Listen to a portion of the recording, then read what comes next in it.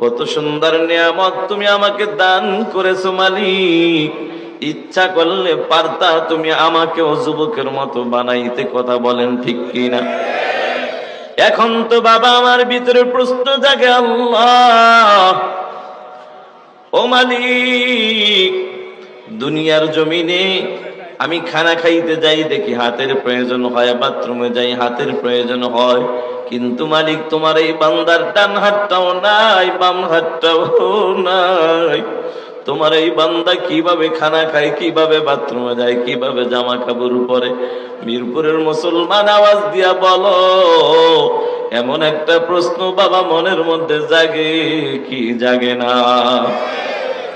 প্রশ্নটা তো করবো কিভাবে? হঠাৎ করে আমার সফর সঙ্গে উঠাইয়া যুবক আল্লাহর গোলামকে পাশে বসাইয়া এইবার প্রশ্ন করলাম, এর যুবক ভাই, ডানে তাকাইলাম দেখলাম ডান হাতটা নাই, বামে তাকাইলাম দেখলাম বাম হাতটাও নাই। বলো যুবক, এটা কি জন্ম থেকে না দুনিয়াতে আসার পরের ঘটনা? এরে মিরপুরের মুসলমান, প্রশ্নটা করার সাথে সাথে তাকায়া দেখি যুবকের চোখে পানি। আল্লাহর বান্দা চোখের পানি ছেড়ে দিয়ে কেঁদে কেঁদে বলে, হুজুর, এটা জন্ম থেকে নয়, মাত্র কয়েক বছর আগের ঘটনা। আমি বললাম, ভাইরে কি হয়েছে বলো? আল্লাহর বান্দা চোখের পানি ছেড়ে দিয়ে কেঁদে কেঁদে বলে, হুজুর, বন্ধুদের আড্ডায় পরে মসজিদের ছাদে উঠলাম। মসজিদের ছাদে উঠেছিলাম, কাজ চলতেছিল, রডের সাথে বিদ্যুতের সংযোগ ছিল, এটা আমার জানা ছিল না। অজানা সত্ত্বে আমি হাতটা লাগায় দিলাম, মারাত্মক অ্যাক্সিডেন্ট হয়ে গেলাম। মা আমাকে নিয়ে বড় চিন্তায় পড়ে যায়, বাবা আমাকে নিয়ে বড় চিন্তায় পড়ে যায়। জিকির করতে ভালো লাগে না খারাপ লাগে? সবাই বলেন, ভালো লাগে না খারাপ লাগে? ও মিরপুরের মুসলমান, ভালো কিন্তু সকলের লাগবে না, কারণ আপনাদের এই মিরপুরের বাজারের মিষ্টি বড় মজা, বড় মজা। বয়ানের পরে মোহাব্বত করিয়া কেউ যদি একটা মিষ্টি খাওয়াইয়া দেন, আগামীকাল আমার মাহফিল হলো নেত্রকোনা জেলায়। কোথায়? নেত্রকোনা।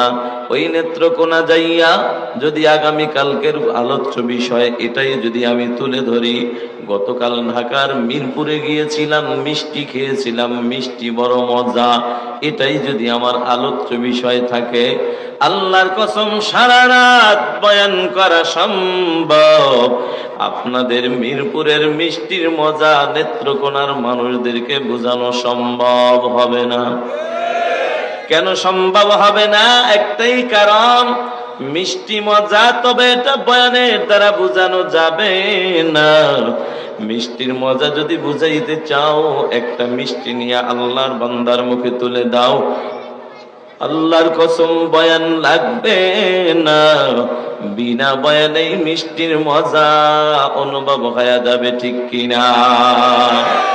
এ মিরপুরের মুসলমান, মিষ্টি মুখে না দিলে যেমন মিষ্টির মজা অনুভব করা যায় না, ঠিক যে বান্দা আল্লাহর নামের জিকির করে না, ওই বান্দাকে জিকিরের মজাও কোনোদিন বোঝানো যাবে না। লা ইলাহা ইল্লাল্লাহ, লা ইলাহা, লা ইলাহা, লা ইলাহা ইল্লাল্লাহু মুহাম্মাদুর রাসূলুল্লাহ সাল্লাল্লাহু আলাইহি ওয়াসাল্লাম। সুবহানাকা লা ইলমা লানা ইল্লা মা আল্লামতানা إلا ما علمتنا إنك أنت العليم الحكيم رب اشرح لي صدري ويسر لي أمري واحلل عقدة من لساني يفقهوا قولي मकबूल तो है शाद है काबिल तो बहुत है मकबूल तो है शाद है काबिल तो बहुत है ऐना के मनिंदे तू नहीं दिल तो बहुत है ऐना के मनिंदे तू नहीं दिल तो बहुत है तौफीक से होती है ये नेमत की खजीना हर मर्द की ताकत किया और है निशाना ऐ बंदे खुदा चाहोगार उनकी मुलाकात ऐ बंदे खुदा चाहोगार उनकी मुलाकात जल्दी से अब बैठे सन हजरत की नसीहत जल्दी से अब बैठे सन हजरत की नसीहत আলহামদুলিল্লাহ আইজবল যুব সমাজ ও এলাকাবাসীর উদ্যোগে আয়োজিত প্রথম বার্ষিক ওয়াজ ও দোয়ার মাহফিল উপস্থিত আজকের মাহফিলের মুহতারাম সম্মানিত সভাপতি জনাব মোহাম্মদ আব্দুল কাইয়ুম খান পাঠান সাহেব সহ উপস্থিত প্রধান অতিথি বিশেষ অতিথিবৃন্দ ও উপস্থিত আমার উস্তাদ সমতুল্লাহ হযরত উলামা ইকরাম বৃদ্ধ বাবাজিরা কলেজার টুকরা যুবক ভাইয়েরা পর্দার আড়ালে অবস্থানরত সম্মানিত মা ও বোনেরা মহান আল্লাহ রাব্বুল আলামিনের দরবারে কালিমাত শুকর আদায় করছি যে মহান রব্বুল আলামিন হায়াতের জিন্দেগীর এই মূল্যবান সময় থেকে কিছু সময় ব্যয় করে পবিত্র কোরআন ও হাদিসের আলোচনা শুনবার জন্য বেহেশতের বাগান জান্নাতের বাগান উলামা ইকরামদের মজলিস সবচেয়ে দামি মজলিস আওয়াজ দিয়ে বলুন ঠিক না বেঠিক উলামা ইকরামদের মজলিস কেমন দামি মজলিস এই দামি মজলিসে যে আসবে যে বসবে সেই দামি হয়ে যাবে সুবহানাল্লাহ কিন্তু এই দামি মজলিসে সকলেই আসতে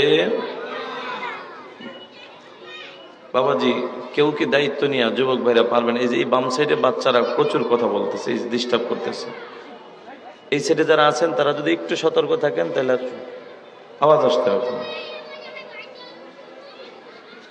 উলামা ইকরামদের মজলিস কেমন দামি মজলিস এই দামি মজলিসে যে আসবে যে বসবে সেই দামি হয়ে যাবে সুবহানাল্লাহ কিন্তু দামি মজলিসে সকলেই আসতে পারে না আসলেও আবার তাকায় দেখবেন সকলেই কিন্তু বসতে পারে না কথা কোন ঠিক কিনা বসলেও আবার তাকায় দেখবেন আখিরি মোনাজাত পর্যন্ত সকলেই থাকতে পারে না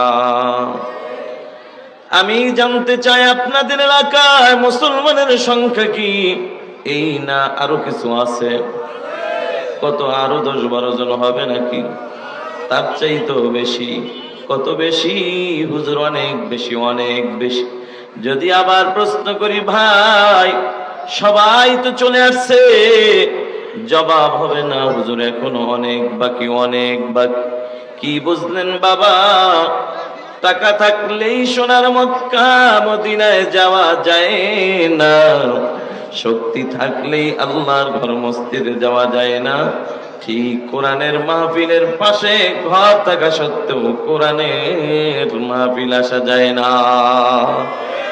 এটা মালিকের পক্ষ থেকে কবুল হওয়ার ব্যাপার আমরা যারা আসলাম বসলাম আমাদেরকে আসার বসার তৌফিক দান করলেন যিনি তিনি কে আরো জোরে বলেন কে মন খারাপ নাকি রাগ করছেন আল্লাহ পাকের এটা তৌফিক ব্যতীত কেউ এখানে আসতে পারে না বসতে পারে না আল্লাহর ওলি কারি তৈয়ব সাহেব রাহমাতুল্লাহি আলাইহি ফুতুবাতে হাকিমুল ইসলাম নামক কিতাবের মধ্যে ছোট্ট একটি ঘটনা বর্ণনা করেন আল্লাহর ওলি বলেন এক জমিদারের একজন গোলাম ছিল গোলামকে নিয়ে ঘর থেকে বের হয় বাজারের উদ্দেশ্যে রওনা হয়ে যায় কিছু দূর যাওয়ার পর হঠাৎ করে মসজিদ থেকে আজানের আওয়াজ শুরু হয়ে যায় কিসের আওয়াজ কার নামের আওয়াজ মন খারাপ নাকি আপনাদের রাগ করছেন জবানটা দান করলেন কি আরো জোরে বলেন কে? মিরপুরের মুসলমান, যে মালিক এত সুন্দর জবান নামক নিয়ামত দান করলেন, সে মালিক যদি ইচ্ছা করেন আপনার আমার জবানটাকে বন্ধ করে দিবেন, মোটামুটি কয় মাস সময় লাগবে? ওই পিছনের বাইরে কি কয়েক সপ্তাহ? হ্যাঁ, এক সেকেন্ডও লাগবে না। এটাই বাস্তব, এটাই সত্য। মুসলমান, আজকে জবান নামক নিয়ামত আছে বিদায় কদর নাই। আজকে চোখ আছে তো এটার কদর নাই, হাত আছে তো কদর নাই, পা আছে তো এটার কোনো কদর নাই।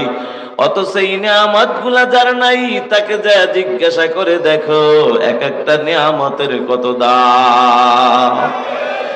জানি না আপনারা মিরপুরের মুসলমান জীবনেও কখনো কাউকে প্রশ্ন করার সুযোগ পেয়েছেন কিনা জানা নাই, তবে আমার জীবনে আমি একজনকে প্রশ্ন করার সুযোগ পেয়েছিলাম। এই তো গত কয়েক বছর আগে উত্তরবঙ্গে রংপুর মাহফিল করে ঢাকার উদ্দেশ্যে রওনা হয়ে গেলাম। বগুড়া পার হওয়ার পর আমার সিটের পাশেই দাঁড়ানো 15 থেকে 16 বছরের একজন যুবক, আল্লাহর গোলাম, চেহারাটা বড় সুন্দর। দুঃখের বিষয়, ডানে তাকায় দেখি যুবকের ডান হাত নাই, বামে তাকায় দেখি যুবকের বাম হাতটাও নাই।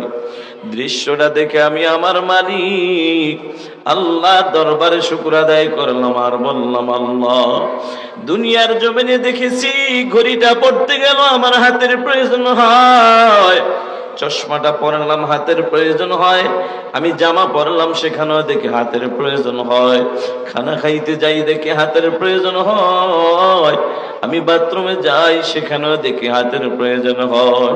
কিন্তু মালিক, তাকায় দেখলাম তোমার এই বান্দার ডান হাতের দিকে তাকায় দেখি ডান হাত নাই, তোমার এই বান্দার বাম হাতের দিকে তাকায় দেখলাম বাম হাতটাও নাই। ও মালিক, তোমার এই বান্দা কিভাবে খানা খায়, কিভাবে বাথরুমে যায়, কিভাবে জামা কাপড় পরে? ওরে মিরপুরের মুসলমান, আওয়াজ দিয়া বলো, এই এমন একটা প্রশ্ন বাবা মনের মধ্যে জাগে কি জাগে না? এরে বাবা, প্রশ্নটা করব কিভাবে? হঠাৎ করে আমার সফর সঙ্গী উঠাইয়া যুবক আল্লাহর গোলামকে পাশে বসাইয়া এবার প্রশ্ন করলাম, ও যুবক ভাই, এটাই তো ঠিক ছিল, কিন্তু কেন কি করেন জানি না, আমি কিন্তু বুঝতে পারবো। কে?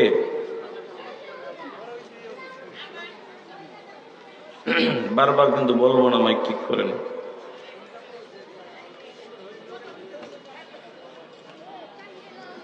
বয়ানের একটা ভাব নষ্ট হয়ে যায়। মাইক ভালো, আলহামদুলিল্লাহ।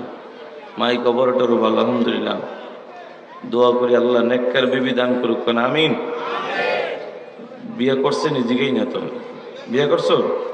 হ্যাঁ, করছে। আর একটা করবো, অসুবিধা কি? আর একটা করবো, সমস্যা। আমাদের দেশে কি মাইয়ার অভাব নেই? আরে আমাদের দেশে পুরুষের চাইতে নারীর সংখ্যা বেশি, কথা কোন ঠিক কিনা? ঢাকা শহর বউ বাজার আসেনি? এই তো রায়ের বাজার মোহাম্মদপুর ভরে আছে। হ্যাঁ, এদিকেও আছে।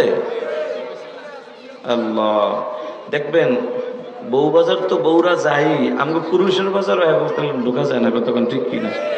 রাস্তায় নারী, গাড়িতে নারী, মাজারে নারী, সব জায়গায়, বাজারে বাজারে সব জায়গায় নারী আর নারী।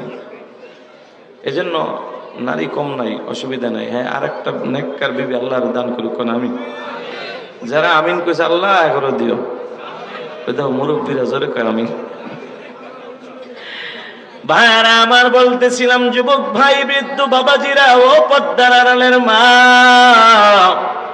আল্লাহর গোলাম যুবক দেখলাম দাঁড়ায়া দাঁড়ায়া গলার মধ্যে গামছা দিয়ে বল ঝুলা চকলেট বিক্রি করে।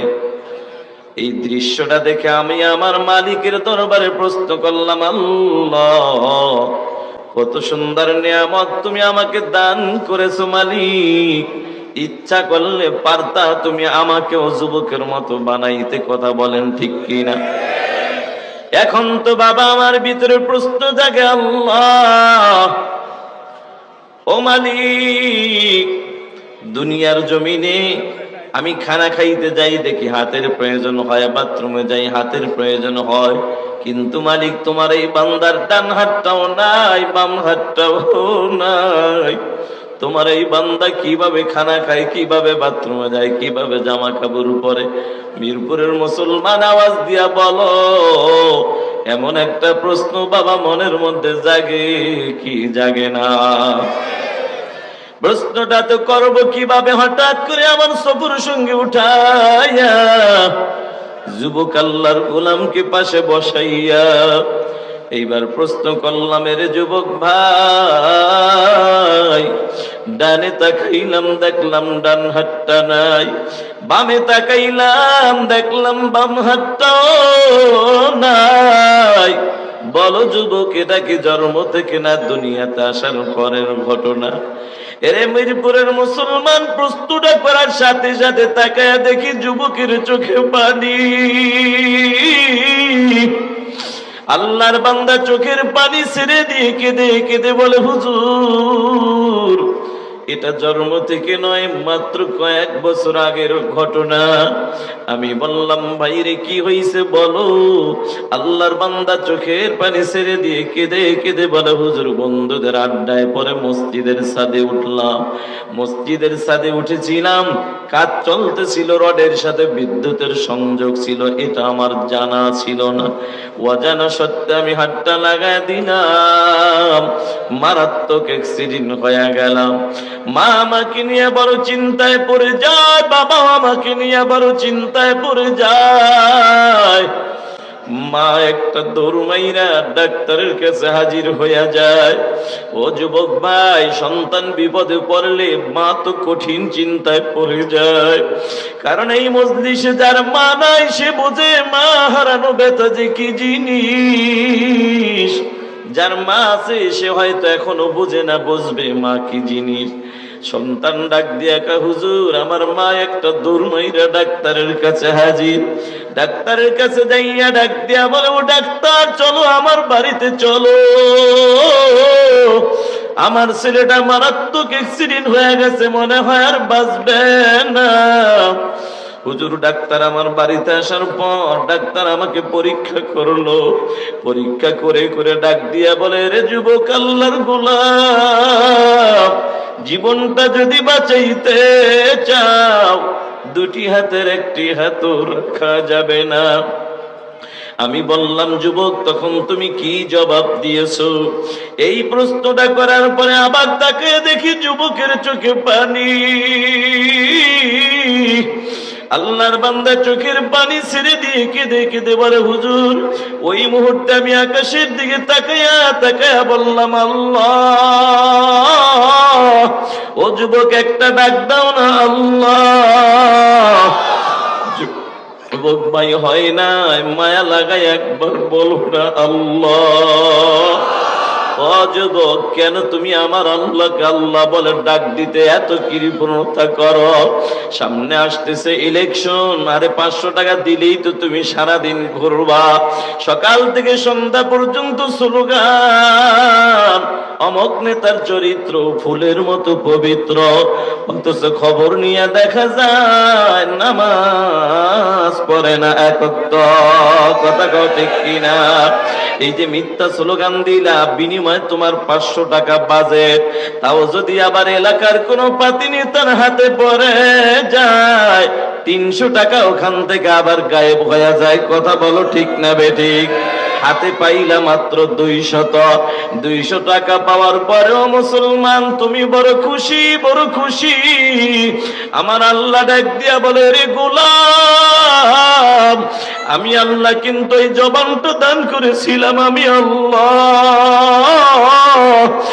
আল্লাহর দেওয়া জবানটা খুলিয়া মাঝে মাঝে যদি আমি আল্লাহকে আল্লাহ আল্লাহ বলে যদি ডাক দিতে পারো, রে গোলাম, আমি আল্লাহর কুদরতে অন্তরটাও ঠান্ডা হয়ে যাবে। সুবহানাল্লাহ।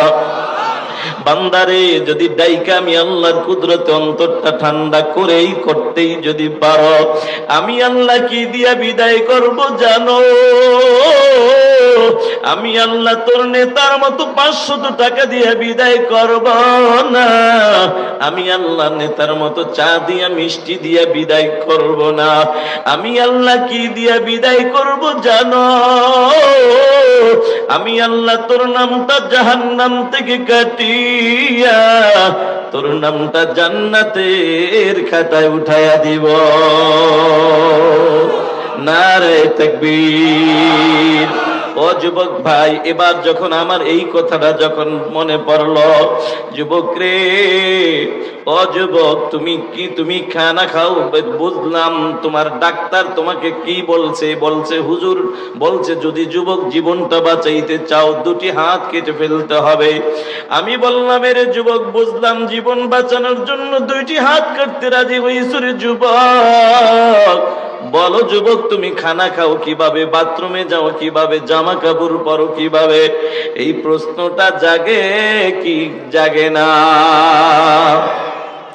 বাবা এখন তো প্রশ্ন করলাম যুবক তুমি বুঝলাম, কিন্তু বলো তুমি খানা খাও কিভাবে, বাথরুমে যাও কিভাবে? কথাটা বলার পরে এবার তাকাই দেখি আবার যুবকের চোখে পানি। আল্লাহর বান্দা চোখের পানি সিরে সিরে কেঁদে কেঁদে বলে হুজুর, ওই মুহূর্তে আবার আমি আকাশের দিকে তাকায়া বললাম আল্লাহ, কত সুন্দর নিয়ামত তুমি আমাকে দান করেছিলা, মালিক তুমি তো আজকে ছিনায় নিয়ে গেল।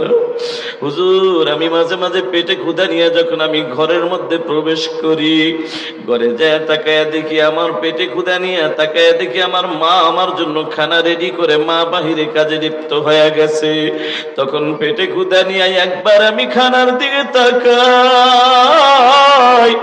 আর একবার আমার মায়ের চেহারার দিকে আমি তাকাই, আর আকাশের দিকে তাকায় বলি আকাশের মালিক আমার আল্লাহ, কত সুন্দর নিয়ামত তুমি আমাকে দান করেছো মালিক, এতদিন বুঝি নাই আজকে বুঝতেছি।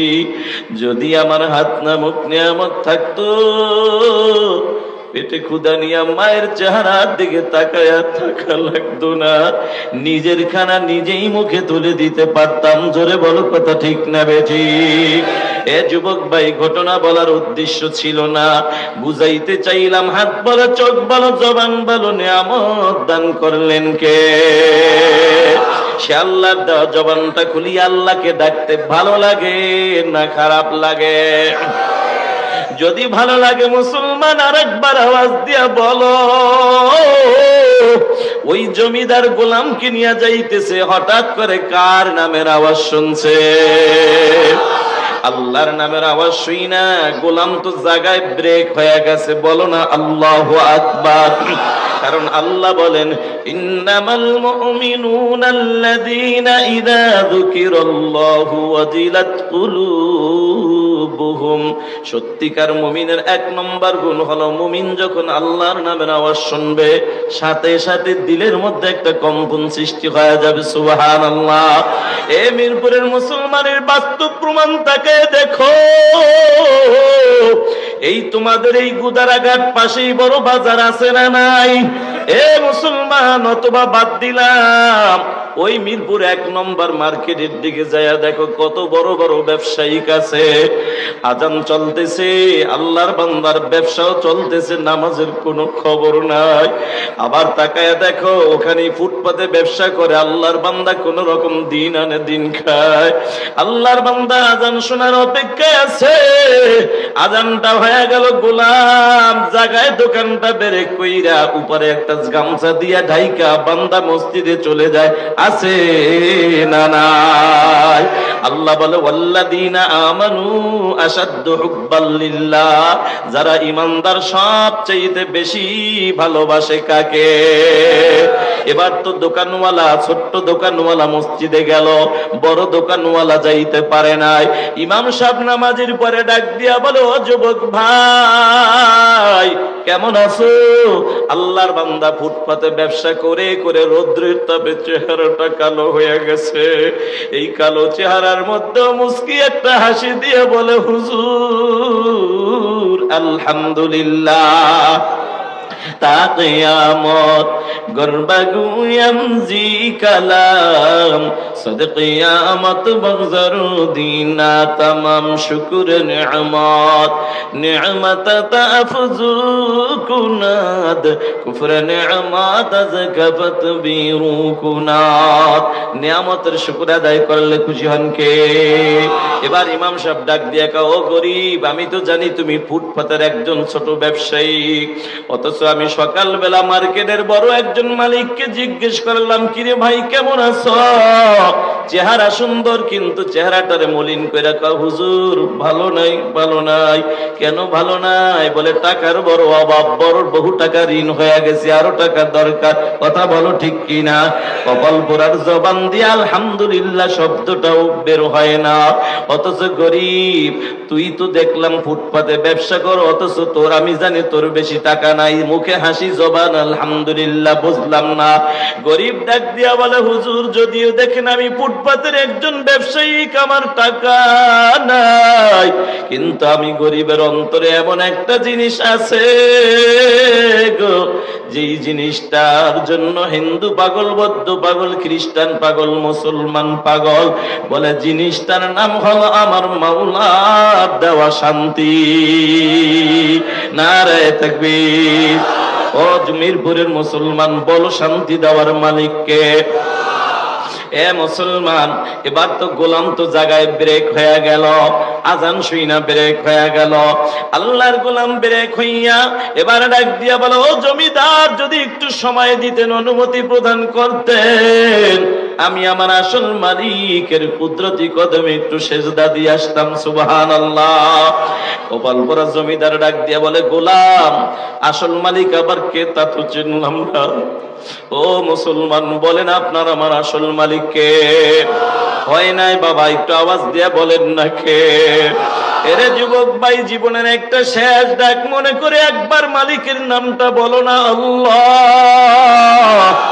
যুবক মায়া লাগায়া আর একবার বলো না, আল্লাহ। এবার ডাক দিয়া বলে, গোলাম, আসল মালিককে তা তো চিনলাম না। গোলাম ডাক দিয়া কাও, কপাল পোড়া জমিদার, শুনে না, আমার মনে হয় আল্লাহর জমিন, আসমানের নিচে জমিনের উপরে তোমার মতো বেঈমান, তোমার মতো নাফরমান আল্লাহর জমিনে দ্বিতীয় আর কেউ হতে পারে না। কারণ আল্লাহর জমিনে থাইকা আল্লাহকে চিনতে পারো নাই। কথা ঠিক না বেঠিক? এবার ডাক দিয়া বলে, ও জমিদার শুনে নাও, আসল মালিকের পরিচয় হলো, আসল মালিক হইলেন তিনি, আসমান জমিন বানাইলেন যিনি, চন্দ্র সূর্য বানাইলেন যিনি, এক কথায় আমার মতো গোলাম আর তোমার মতো জমিদারকে বানাইলেন যিনি, তিনি হইলেন আসল মালিক আমার আল্লাহ। নারায়ে তাকবীর। ও যুবক ভাই, অবৃদ্ধ বাবাজিরা, এবার তো গোলামকে অনুমতি দিলেন ওই জমিদার, যাও গোলাম যাও, সময় দিলাম, অনুমতি প্রদান করলাম, সময় বেশি নষ্ট করবা না। এরে মিরপুরের মুসলমান, ও যুবক ভাই, ও বৃদ্ধ বাবাজিরা, আমি আপনাদের কাছে জানতে চাই, কোন গোলাম যদি মালিকের গোলামি করে দুনিয়ায় কাটায়, যেমন কেউ নামাজ পড়ে কাটাইলো, কেউ জিকির করে, কেউ তেলাওয়াত করে কাটাইলো, কেউ বা ওয়াজ মাহফিলে যদি কাটায়, বলো সময়টা কি নষ্ট হয়? না বাবা, না না, সময় নষ্ট হয় না, বরং সেই বান্দার যত সময় যায় ততই বান্দা জান্নাতের দিকে আগায়া যায়। ঠিক না বেঠিক? ও মুসলমান, এবার তো গোলাম মসজিদে চলে যায়, নামাজ আদায় করলো, মাগরিবের নামাজ আদায় করার পর সুন্নাত আদায় করে সবাই এক এক করে বের হয়, গোলাম কিন্তু আর বের হয় না। গোলাম আমার মালিকের মোহাব্বত নিয়ে আবার 2 রাকাত নফল নামাজের নিয়ত কইরা দাঁড়ায়া যায়, 2 রাকাত করে 6 রাকাত এইভাবে নফল নামাজ পড়ে যখন তৃপ্তি সহকারে বের হয়, কপাল ভরা জমিদার দাঁড়ায় আছে, কিরে সবাই তো তোমার পরে ঢুকলো, আগে বের হইল, গোলাম তুমি কেন বের হইলা না, এত দেরি কেন, তোমাকে কে বাধা দিল জানতে চাই। গোলাম ডাক দিয়া বলে, ও কপাল ভরা জমিদার, আরে আপনার মতো কপাল ভরা জমিদারকে যে মালিক আমার আল্লাহ, তার ঘর মসজিদ পর্যন্ত যাওয়ার তৌফিক দান করে নাই, আমার মতো গোলামকে তার ভালোবাসার জালে আটকাইয়া তার ঘর মসজিদ থেকে বের হইতে দেয় না। নারে তাকবীর। সব কথার মূল কথা হলো, বুঝাইতে চাইলাম বন্ধু, দামি মজলিসে আসা এটা বড় ভাগ্যের ব্যাপার। এখানে আসবে অনেকেই, আসলেও দেখবেন বসতে পারবে না, বসাটা বড় ভাগ্যের ব্যাপার।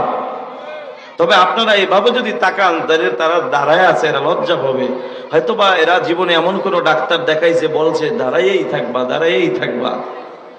এই জন্য মাঝে মাঝে দেখি রাস্তাঘাটে দাঁড়ায়া চেন খুলা চাইরা দেয়, মুসলমানের সন্তান আছে না নাই, ওয়াজ মাহফিল এরা দাঁড়ায় থাকে, সব জায়গায় দাঁড়ায়।